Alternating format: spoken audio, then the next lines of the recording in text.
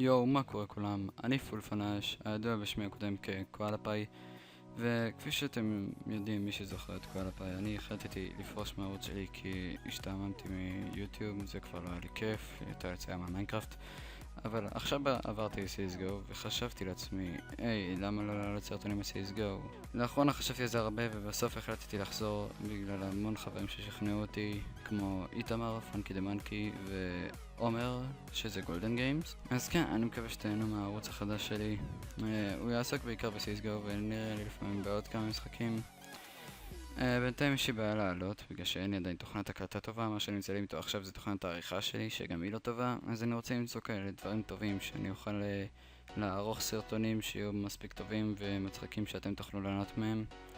אז ייקח לי עוד די הרבה זמן נראה לי, לצערי הרב, כי גם יש לי תקופת מבחנים עכשיו. אז כן, אז תנו סאב ולייק, ואני אראה אתכם בסרטון אחר, ביי.